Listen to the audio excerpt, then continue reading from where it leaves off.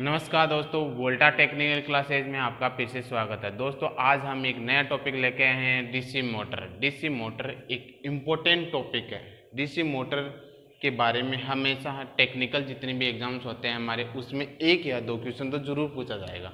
सभी जानते हो कि डीसी मोटर में एक दो क्वेश्चन तो हमेशा डेफिनेटली पूछता है। ज़्यादातर कभी 3 भी है, 4 भी है, पूछता है। तो आज वो क्वेश्चन कैसे पूछेगा, किस तरह से हमें क्वेश्चन करना है, वो कितना भी घुमा के क्वेश्चन दो, आज हम पूरे डीसी मोटर की कार्य प्रणाली वर्किंग प्रिंसिपल को वो अच्छी तरीके से समझेंगे।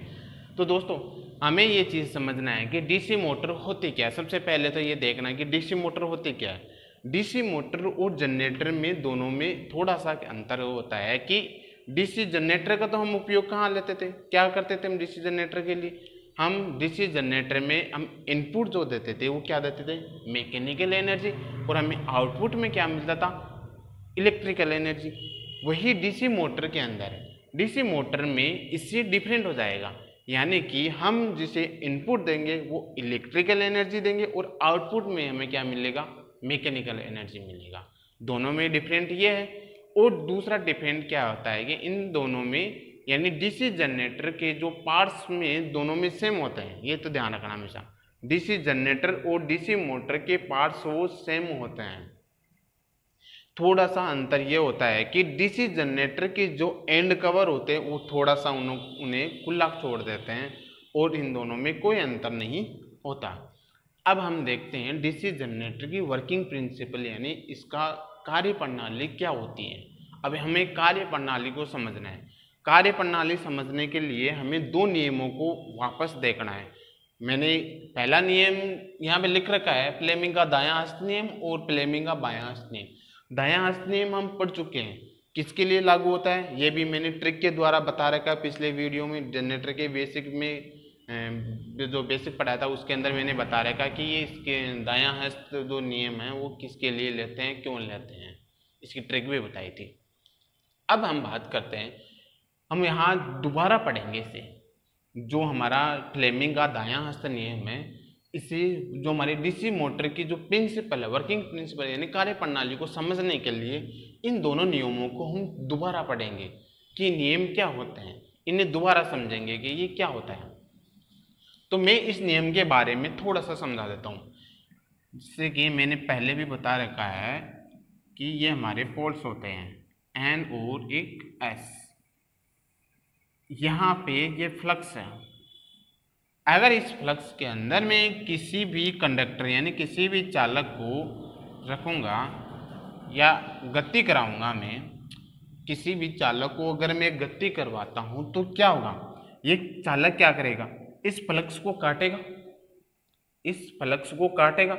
तो सभी को पता है, यानी कि डी फाई डी टी अगर जब होता है, मतलब ये एक डेफिनेशन है, स्टैंडर्ड डेफिनेशन है, यानी कि अगर किसी भी चालक, कोई भी चालक यानी कोई भी कंडक्टर है, किसी भी फ्लक्स को अगर वो काटता है, एक समय में वो फ्लक्स को अगर काटता है तो उसके अंदर ईएमएफ पैदा होता है, यानी ईएमएफ इंड्यूस होता है। सभी जानते हो, किसी भी चालक को अगर हम चुंबकीय क्षेत्र के अंदर लेकर जाते हैं, इसे काटते हैं, तो उस चालक के अंदर क्या होता है, मैग्नेट उत्पन्न, ईएमएफ उत्पन्न होने लग जाता है। अब ये ईएमएफ होता है वो कौन सी दिशा में होता है, इसमें जो फ्लक्स होंगे वो कौन सी दिशा में होंगे, इसके लिए हम इस्तेमाल करते हैं फ्लेमिंग का दायां हस्त नियम। सभी जानते हो, फ्लेमिंग का राइट हैंड लिए यही है, राइट हैंड लो। यानी कि इसमें ये बता रहा है कि ये हमारे जो फिंगर्स, ये 4 फिंगर होता है, ये 4 फिंगर होते हैं, तर्जनी अंगुली होती है, वो बताती है हमारा फ्लक्स को, यानी हमारे इस फ्लक्स को बताएगी 4 फिंगर ये। और ये जो अंगुली होती है, मिडिल अंगुली होती है, सभी को पता है, ये मिडिल जो अंगुली होती है वो बताएगी हमारे करंट को, यानी जो करंट हो वो इस तरह, इस डायरेक्शन में फ्लो कर रहा है जनरेटर की कंडीशन के अंदर। और जो हमारा थंब होता है वो सभी को पता है कि गति को बताता है, यानी मोशन लगता है। तो ये है फ्लेमिंग का दायां हस्त नियम, राइट हैंड रूल्स। अब हम बायां हस्त नियम के बारे में समझेंगे। देखिए,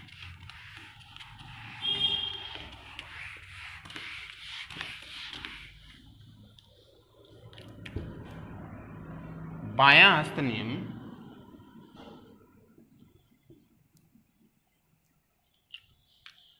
अब इसके अंदर ये हमारा फ्लक्स है, ये फील्ड कॉइल्स का जो फ्लक्स होगा, और इस फ्लक्स के अंदर, इस फ्लक्स में मैं किसी अगर कंडक्टर को रखता हूं, अब इस कंडक्टर में क्या होगा, यानी ये आर्मेचर होगा, इस आर्मेचर में हम जो सप्लाई देंगे यानी जो वोल्टेज देंगे, क्योंकि जो मैंने पहले बताया था वो जनरेटर के लिए, लेकिन जो फ्लेमिंग का बायां हस्त नियम है ये किसके लिए लागू होता है, मोटर के लिए।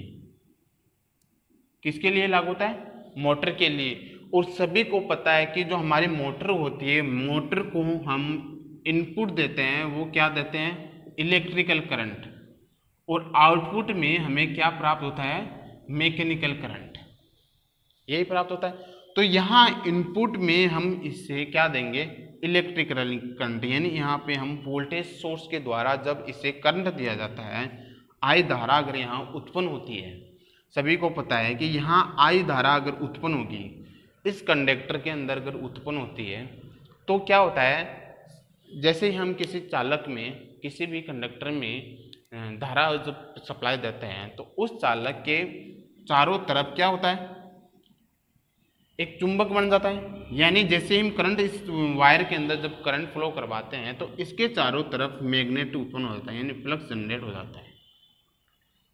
जैसे ही इसके अंदर धारा सप्लाई देंगे, धारा सप्लाई जाते ही इस वाले जो आर्मेचर होगा, वो आर्मेचर के अंदर खुद का एक ईएमएफ पैदा होगा, खुद का भी एक करंट बनाएगा। अब वो करंट हम कैसे ज्ञात करते हैं, उसके लिए हम क्या यूज में लेते हैं, फ्लेमिंग का बायां हस्त नियम, लेफ्ट हैंड रूल। यानी इस हाथ से हम देख सकते हैं कि ये हमारी जो फिंगर होती है, फोर फिंगर होती है, वो फ्लक्स को दर्शाती है। यानी हमारी ये जो फोर फिंगर होती है, ये जो उंगली होती है, वो फ्लक्स को दर्शा रही है, मोशन बल लग रहा है इसमें। और ये जो उंगली है, मिडिल जो उंगली है, ये बता रही है इसके अंदर जो उत्पन्न हो रहा है, जो करंट उत्पन्न हो रहा है, उसको बता रही है। ये जो करंट उत्पन्न हो रहा है वो किस तरफ हो रहा है, इस तरफ हो रहा है, यानी डायरेक्शन वो जो करंट उत्पन्न हो रहा है वो इस तरफ है, यानी इसके तरफ है। मेन जो फ्लक्स, जो मेन करंट हो रहा है वो इस तरफ आ रहा है, और इसके कारण, यानी इसमें जो, इसके कारण, यानी किसके कारण, जनरेटिंग एक्शन के कारण, जनरेटिंग एक्शन के कारण इसके अंदर क्या इंड्यूस हो रहा है, ईएमएफ इंड्यूस हो रहा है। और वो किस तरफ हो रहा है, इसकी डायरेक्शन किस तरफ है, इस तरफ। और हमारा जो वोल्टेज सोर्स हो रहा है, वोल्टेज सोर्स है वो इस तरफ जा रहा है, ये करंट इस तरफ जा रहा है। इसे हम बोलते हैं बैक ईएमएफ।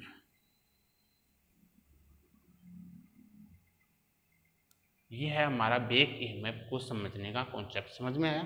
एक बार और दोबारा बता देता हूँ।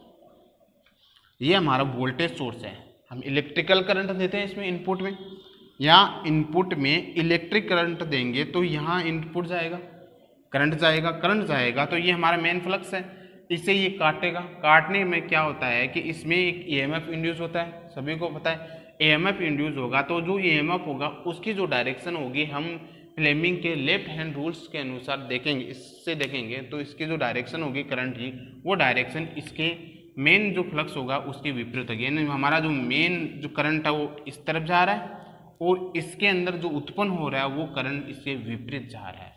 जो विपरीत करंट जा रहा है उसे हम बोलते हैं ईबी, यानी बैक ईएमएफ बोलते हैं।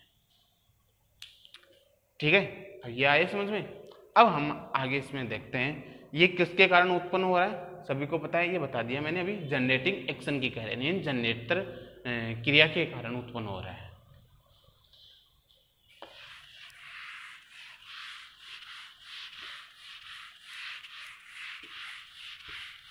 अब देखिए इसमें एक बार वापस डायग्राम बनाता हूं मैं, इसे थोड़ा और समझते हैं।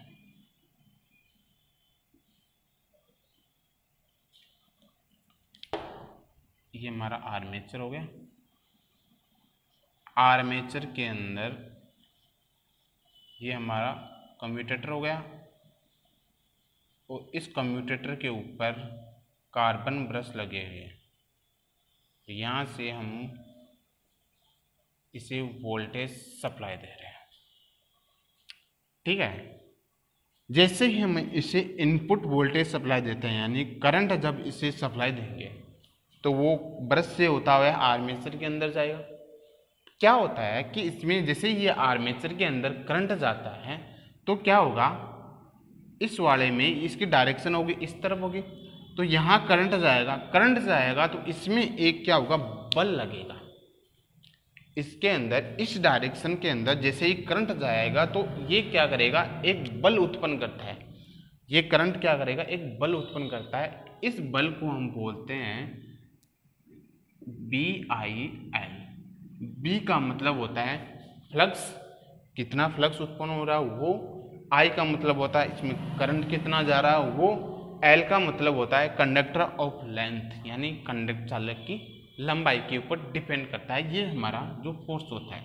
जैसे ही हम इसे सप्लाई देंगे, यहाँ से I करंट जाएगा, इधर से I करंट जाएगा, तो इसमें एक बल जनरेट होगा और इस बल को हम बोलते हैं चुंबकीय। बहुत इंपॉर्टेंट है, याद रखना इसे, चुंबकीय खिंचाव बल। यानी हमारी जो डीसी मोटर होती है वो इसी सिद्धांत पे कार्य करती है, इसी प्रिंसिपल पे कार्य करती है। कभी क्वेश्चन में पूछ ले कि डीसी मोटर हो वो किस सिद्धांत पे कार्य करती है, तो ये याद रखना कि हमारी जो डीसी मोटर होगी चुंबकीय खिंचाव बल के सिद्धांत पे कार्य करती है। ठीक है, अब हम क्या होता है, जैसे हम इसमें करंट आई फ्लो होता है, करंट आई फ्लो होगा तो इसके अंदर सभी को पता है कि इसके अंदर भी आर्मेचर को ये कट करेगा, ये सॉरी फ्लक्स को कट करेगा। फ्लक्स को कट करेगा तो इसके अंदर ईएमएफ इंड्यूस होगा। तो ईएमएफ किस तरफ होगा, बैक यानी पीछे की तरफ। तो क्यों उत्पन्न होता है, क्योंकि d∅dt के कारण, यानी ये जो हमारा आर्मेचर है वो फ्लक्स को काट रहा है समय के अनुसार, तब इसके अंदर क्या इंड्यूस हो रहा है, ईएमएफ पैदा हो रहा है। और इस ईएमएफ को हम बोलते हैं बैक ईएमएफ, जो मैंने अभी बता दिया था। ठीक है, ये समझ में आया कि हमारा जो डीसी मोटर है वो किस सिद्धांत करता है और इसके अंदर जो उत्पन्न होता है वो बैक ईएमएफ होता है।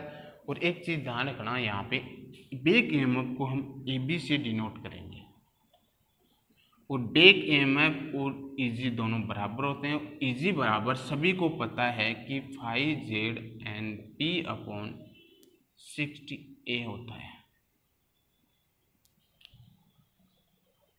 क्यों, क्योंकि हमारा जो EB है वो किसके कारण हो रहा है, जनरेटिंग एक्शन के कारण उत्पन्न हो रहा है। तो जनरेटिंग एक्शन के कारण उत्पन्न होगा तो इसका मान और इसका मान, दोनों का मान बराबर होता है। ठीक है, अब हम इसे समझते हैं, इसका हम इक्विवेलेंट डायग्राम बना के देखते हैं कि इसमें डायग्राम के द्वारा इसे डीसी वर्किंग प्रिंसिपल है वो समझेंगे।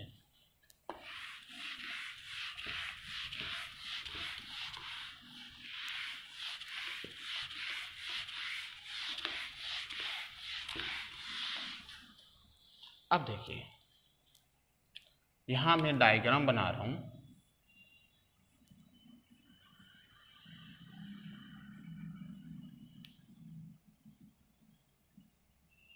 ये हमारा आर्मेचर हो गया,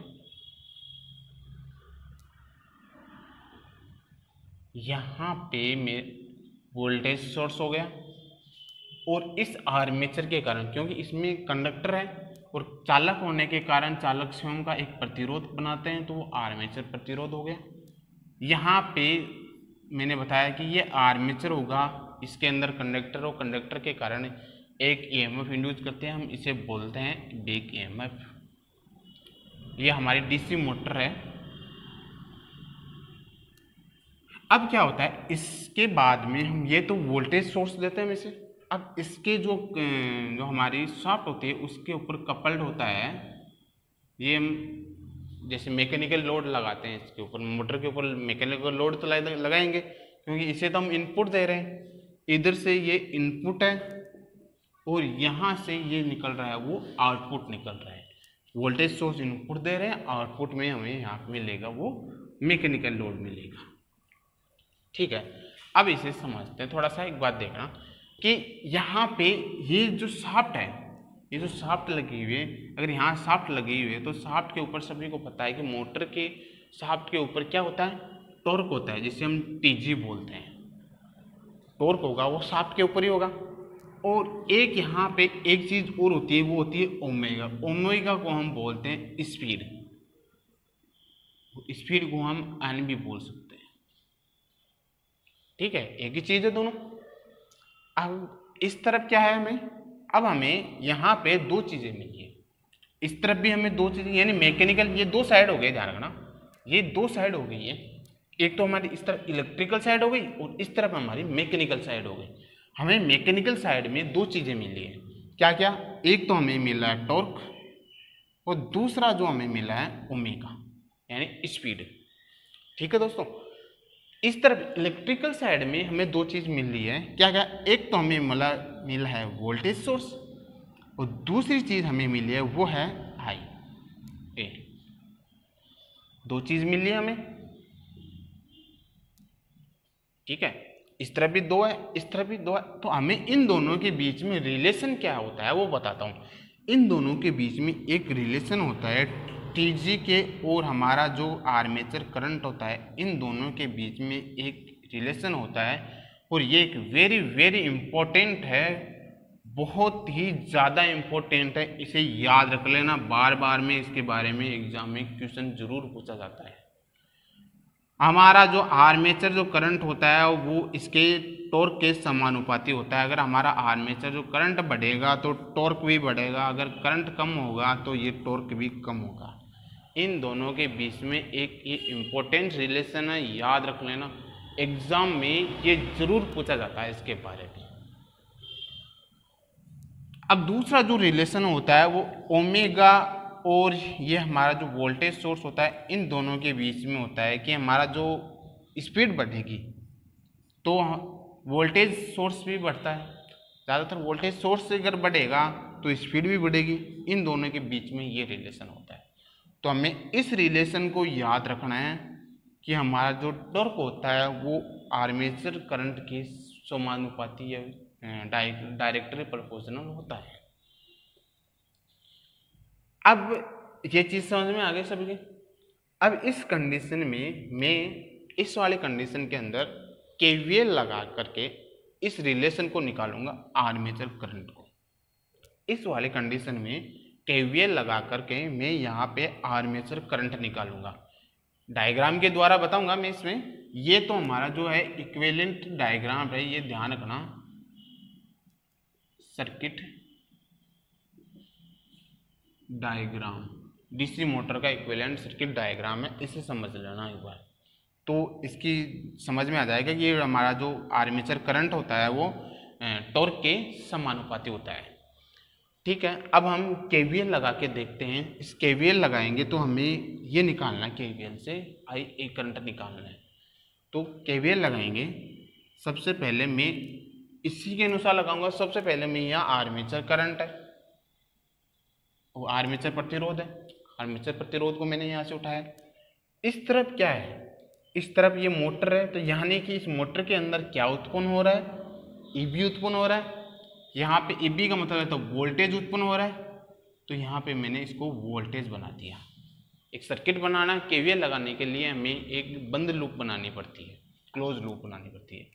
इस तरफ क्या है, इस तरफ भी वोल्टेज सोर्स है, तो ये वोल्टेज सोर्स हो गया।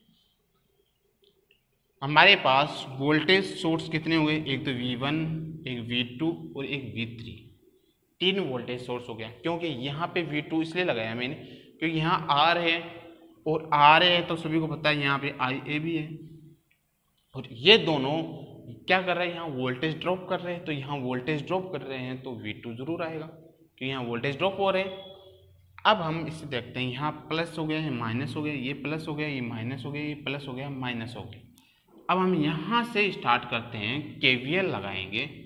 केवीएल का फुल फॉर्म होती है किरचॉफ वोल्टेज लॉ, सभी को पता है किरचॉफ वोल्टेज लॉ, हमारी बेसिक में जो मैंने बता रखा है। अब हम इसमें देखेंगे कि केवीएल लगाते हैं, यहाँ से V2 से स्टार्ट करते हैं। V2 है जो पॉजिटिव है, यहाँ से स्टार्ट करते हैं तो पॉजिटिव साइन आएगा। जो पॉजिटिव होता है उसमें वो पहले उठाते हैं। तो पॉजिटिव आ गए, V2 आ गया। इधर से हम चलेंगे तो यहाँ पे भी पॉजिटिव साइन आएगा, पॉजिटिव साइन आया तो यहाँ पे V3 आ जाएगा। अब हम यहाँ से चलते हैं तो यहाँ सबसे पहले साइन कौन सा आ रहा है, माइनस आ रहा है, तो यहाँ पे हम लेंगे V1 बराबर 0। अब यहाँ क्या होता है कि ये जो हमारा वोल्टेज है V2 है वो किसके बराबर है, V2 है वो किसके बराबर है, हमारा RA के बराबर, क्योंकि V बराबर क्या होता है IARA, ओ सॉरी IR होता है, सभी को पता है, एम्पेयर और प्रतिरोध होता है। V2 बराबर यानी यहाँ पे IA और I की जगह IA हो गया और R की जगह RA हो गया। तो यहाँ मान लिख देंगे हम, V2 का मान लिख देंगे IARA प्लस V3। यहाँ V3 क्या है, V3 क्या है, यहाँ पे देखिए V3 क्या है, EB, तो यहाँ पे क्या आ जाएगा EB माइनस V1 क्या है, यहाँ पे वोल्टेज सोर्स है, तो क्या हो जाएगा यहाँ पे V1 बराबर 0। अब हमें निकालना क्या है, IA करंट अगर हम यहाँ से निकालेंगे तो क्या रिलेशन बन के आ जाएगा हमारे पास, VS माइनस EB बटा RA। एक वेरी इंपॉर्टेंट रिलेशन है, याद रख लेना। हमारे DC मोटर के अंदर जितनी बार भी ये करंट पूछा जाएगा, बहुत बार ये करंट पूछा जाता है। एक तो इस वाले डायग्राम सूत्र को याद रख लेना, एक इस रिलेशन को याद रख लेना। DC मोटर के अंदर इनके बारे में बार में बहुत ज़्यादा क्वेश्चन पूछा जाता है। ठीक है, अब हम आगे इसके बारे में और देखो। इसमें ये सभी के समझ में आ गया।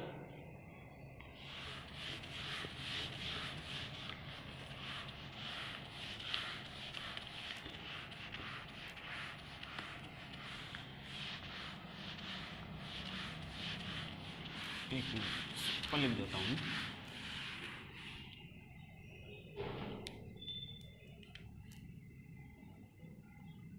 IA बराबर VS माइनस EB बटा RA। जैसे मान लेते हैं सबसे पहले हमारी जो DC मोटर है, DC मोटर को स्टार्ट करते हैं।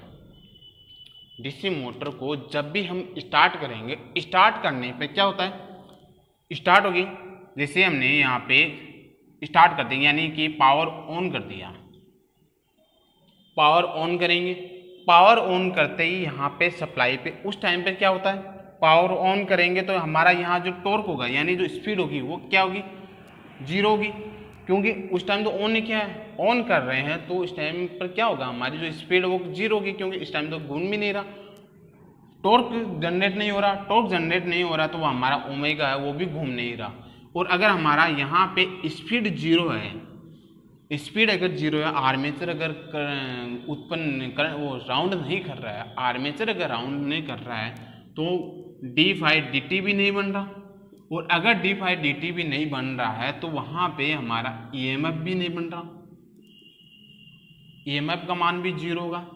यानी ये जो मान बता रहा हूँ मैं स्टार्टिंग के टाइम पे बता रहा हूँ। DC मोटर को जब भी हम स्टार्ट करते हैं उस टाइम की कंडीशन ये बता रहा हूँ कि जैसे हम स्टार्ट करते हैं तो उस टाइम हमारी जो गति होती है वो 0 होती है, और हमारा जो EMF होता है, बैक EMF होगा, वो भी हमारा 0 होगा।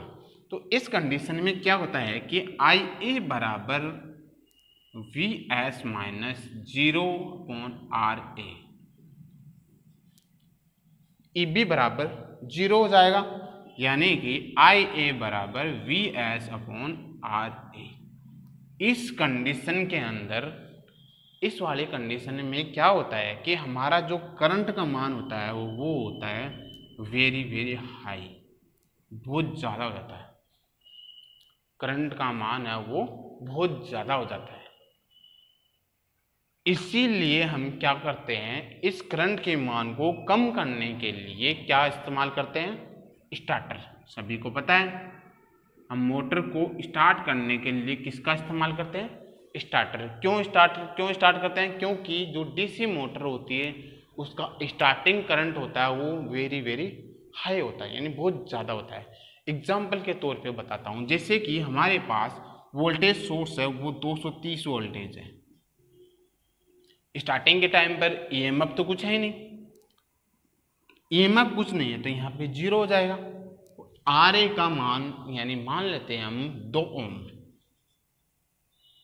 ठीक है। यहाँ पे ये कितना हो जाएगा? यहाँ पे 115 यानी 115 एम्पियर, ठीक है। यहाँ पे स्टार्टिंग के टाइम पर 115 एम्पियर हो जाएगा स्टार्टिंग के टाइम पर।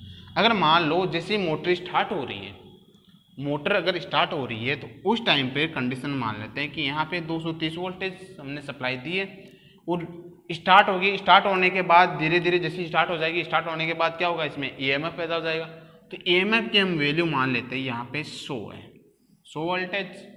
और करंट या हमने जो प्रतिरोध माना है वो यहाँ पे 2 ओम माना है, तो कितना हो जाएगा यहाँ पे? 130 को यहाँ पे मल्टीप्लाई करेंगे तो क्या आ जाएगा? यहाँ 65 एम्पियर, ठीक है। समझ में आया कि मोटर होती है, डीसी मोटर होती है, वो स्टार्टिंग के टाइम पर जो करंट होता है वो हाई होता है। क्यों होता है वो मैंने एग्जांपल के तौर पे बता ही दिया यहाँ पे। और जब धीरे धीरे जब मोटर स्पीड पकड़ लेती है, स्पीड होने के बाद फिर हमारा जो करंट का मान है वो कम हो जाता है। इसीलिए तो हम क्या करते हैं, सिर्फ जो स्टार्टर होता है वो स्टार्ट करने के लिए तो इस्तेमाल करते हैं। धीरे धीरे उसमें रेजिस्टेंस लगे होते हैं, वो धीरे धीरे स्टार्ट करते हैं मोटर को। इसे वो घुमाते हैं, हैंडल से हम घुमाते हैं स्टार्टर को, तो हम स्टार्ट करने के लिए इसका इस्तेमाल करते हैं। अब हम आगे हमारा जो मेन रिलेशन है वो देखेंगे।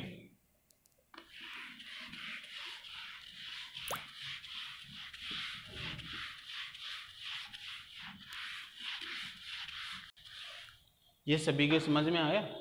आई ए क्या होता है, ईएमएफ क्या होता है, अच्छी तरीके से समझ में आ गया। अब हम एक नया रिलेशन देखेंगे, वो है हमारा, एक तो है पावर और एक है हमारा टॉर्क के बीच में रिलेशन क्या है।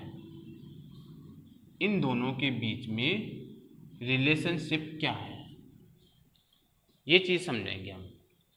तो इन दोनों के बीच में रिलेशन क्या है, ये हमारा यहाँ पे आर्मेचर प्रतिरोध हो गया, ये हमारा आर्मेचर हो गया,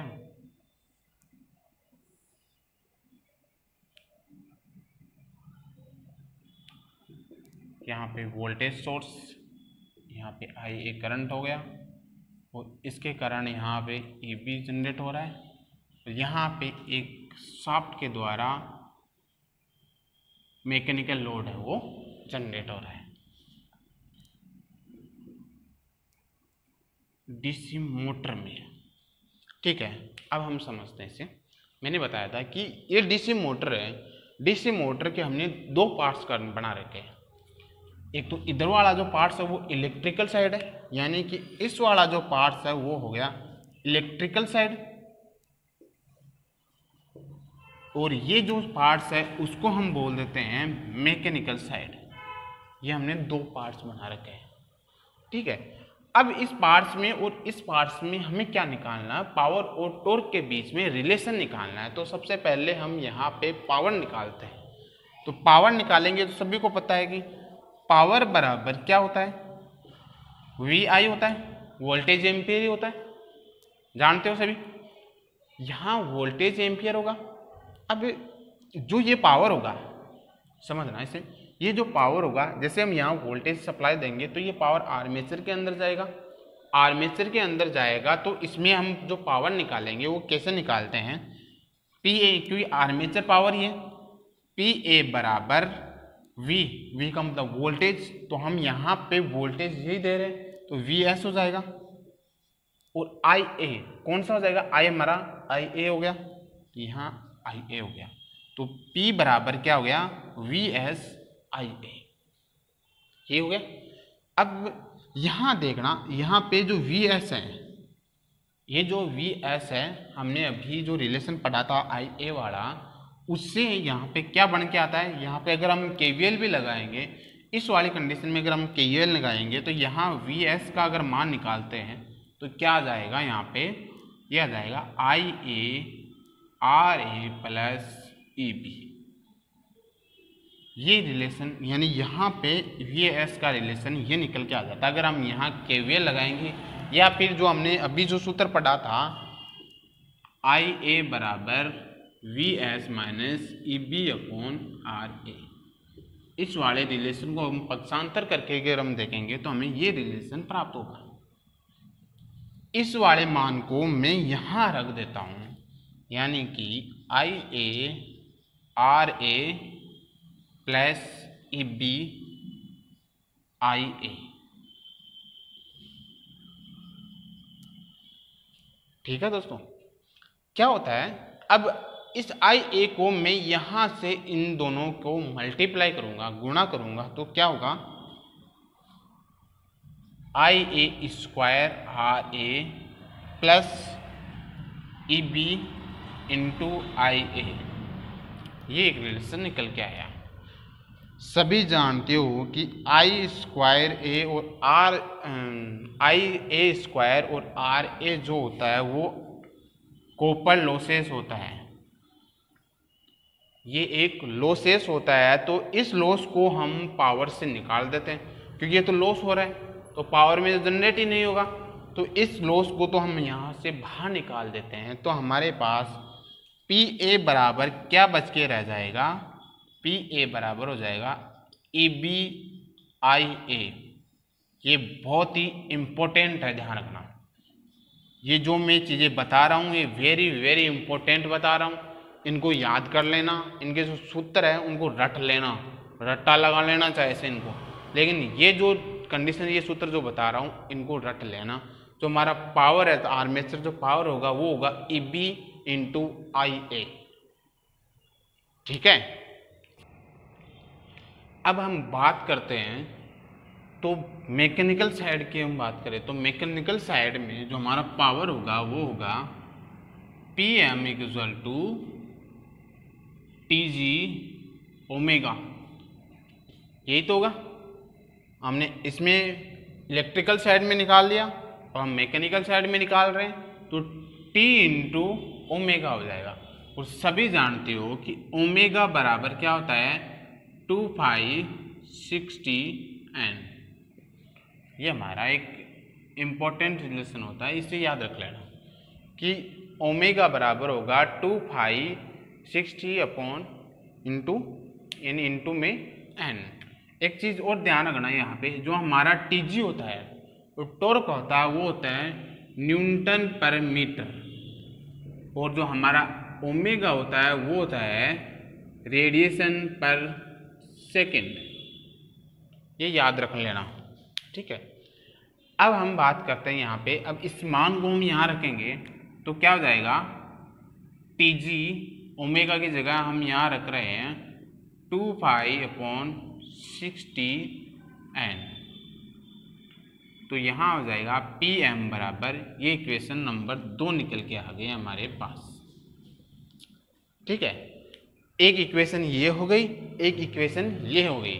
अगर मैं इन दोनों इक्वेशन को पहली और दोनों यानी दूसरी को कंपैरिजन करूंगा, मैं इन दोनों का पहली का और दूसरी को अगर मैं कंपैरिजन करूंगा तो क्या हो जाएगा, यहाँ पे ई बी आई ए बराबर टी जी 2π60 n, ये हो जाएगा।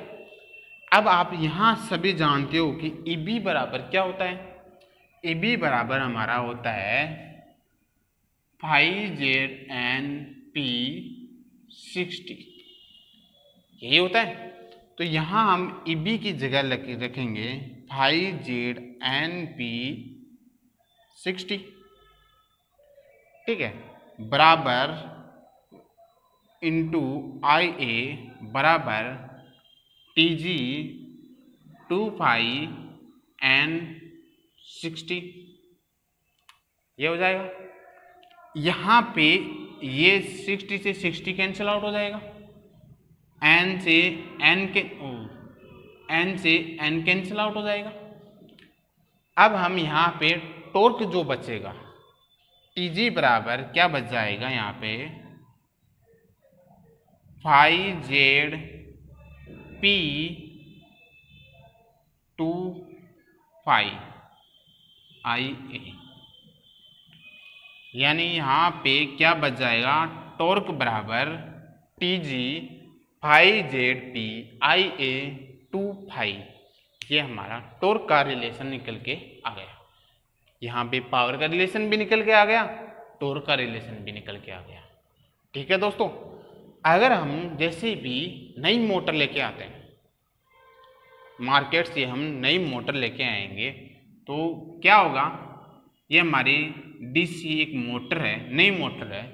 इस मोटर में क्या क्या होता है कि यहाँ पे ये जो पोल्स होते हैं, ये जो पोल्स होंगे इस नई मोटर के अंदर फिक्स होंगे। जितने पोल होंगे उतने ही ये मोटर, यानी ये तो फिक्स हो गए, इसका मतलब ये तो क्या हो गया कांस्टेंट हो गया। और ये चीज़ क्या है चालक है, तो इस मोटर के अंदर चालकों की संख्या भी फिक्स होती है, तो ये भी चीज़ क्या हो गई यहाँ पे कांस्टेंट है। यहाँ पे ये भी कांस्टेंट है, तो यहाँ पे 2 पाई होता है, ये भी एक कांस्टेंट ही होता है।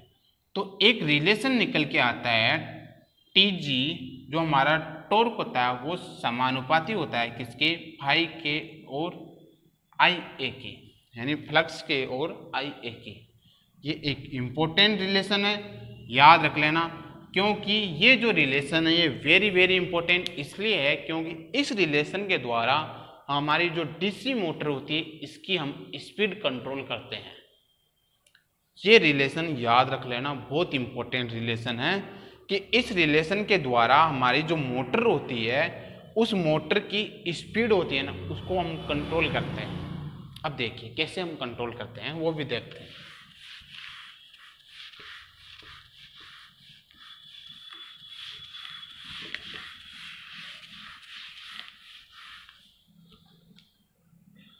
यहाँ रिलेशन है टीजी फाई के और आई ए के समानुपाती, यानी कि हमारा जो टॉर्क होता है वो फ्लक्स के समानुपाती होता है। अगर यहाँ फ्लक्स बढ़ेगा तो हमारा टॉर्क भी बढ़ेगा, अगर हमारा जो फ्लक्स कम होगा तो टॉर्क भी कम होता है। और जो हमारा जो टॉर्क होगा वो किसके समानुपाती होता है आई ए के, यानी सभी को पता है कि अगर ये समानुपाती है तो ये बढ़ेगा तो ये भी बढ़ेगा।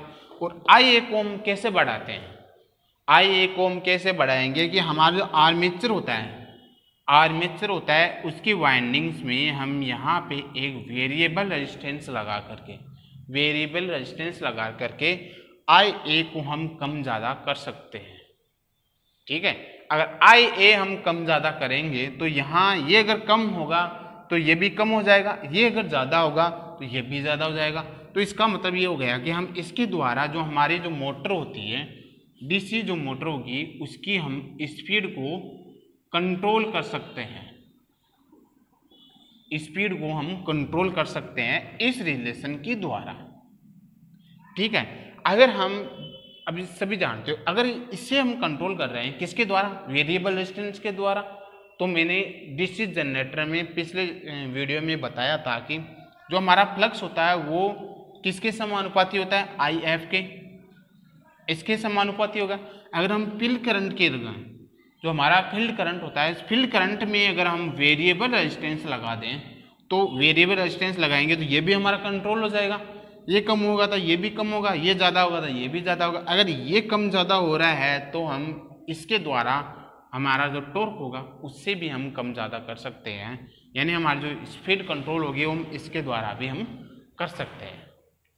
ठीक है दोस्त, एक चीज़ और ध्यान रखना, इम्पोर्टेंट चीज़ है कि यहाँ पे पी एम बराबर टॉर्क और ये निकल के आया गया, यहाँ पे जो हमारा ओमेगा है इसकी जगह में एन ले रहा हूँ क्योंकि स्पीड होता है, हम स्पीड को एन भी लिख सकते हैं। तो यहाँ मैं एन ले रहा हूँ, यहाँ एक रिलेशन हो जाएगा कि टॉर्क बराबर पी एम अपॉन एन। ध्यान रखना ये इंपॉर्टेंट रिलेशन है। यहाँ पे हमारा जो मैकेनिकल जो पावर होता है वो कांस्टेंट होता है, कांस्टेंट होगा तो क्या हो जाएगा यहाँ पे T बराबर 1/n, यानी ये जो हमारा जो टॉर्क होता है TG जो होगा वो स्पीड के व्युत्व क्रमानुपाती होगा। अगर यह बढ़ेगा, ये TG अगर बढ़ेगा तो ये कम होगा, अगर TG कम होगा तो ये बढ़ जाएगा, यानी स्पीड होगी वो बढ़ जाएगी। ये एक इम्पोर्टेंट रिलेशन है, इसका भी ध्यान रखना कि अगर टॉर्क बढ़ेगा, क्वेश्चन में अगर आ जाए कि हमारी जो डीसी मोटर होती है उसके अगर हम टॉर्क को बढ़ाया जाए तो हमारी स्पीड पे क्या प्रभाव पड़ेगा, तो ध्यान रखना टॉर्क को अगर हम बढ़ाएंगे तो हमारी स्पीड होगी वो कम हो जाएगी। ये इंपॉर्टेंट रिलेशन है, ये इन रिलेशन को याद रख लेना। क्वेश्चन है वो कैसा भी घुमा के पूछ सकता है कि हमारा जो डीसी मोटर का जो टॉर्क होता है उसको अगर मैं बढ़ाऊंगा तो आर्मेचर जो करंट होगा वो कम होगा या ज़्यादा होगा, तो ये ध्यान रखना।